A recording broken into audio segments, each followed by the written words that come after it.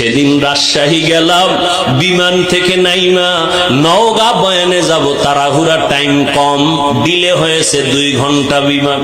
বিমান থেকে নাইমা গাড়িতে উঠবো, ওলামায়ে কেরাম রেডি, আমাকে নিবে।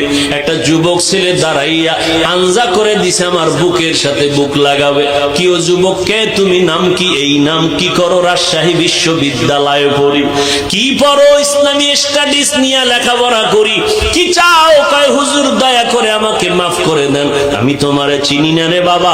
কিসের মাফ? বলে আমি আপনার বিরুদ্ধে বহু লেখালেখি করেছি, অজস্র ভাষায় গালাগালি ফেসবুকে করেছি, বুঝি নাই হুজুর, আমারে আপনি মাফ করে দেন।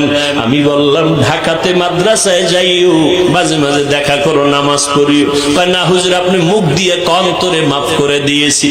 আমি বললাম ঠিক আছে যাও। কয় না, বলতে হবে।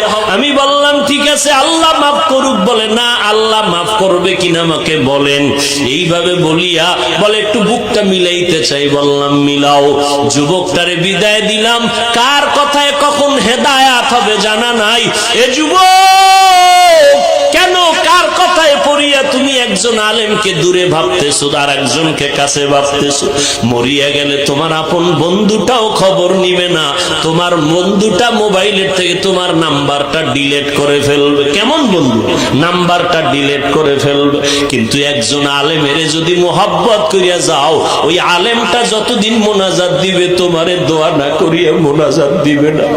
পায়ে হাত রেখে বলি রে যুবক,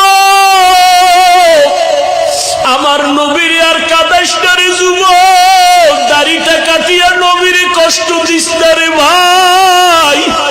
নামাজের আজানটা শুনিয়া মসজিদের দিকে আগাইয়া যা, মা বাবার দোয়া নিয়ে চলি।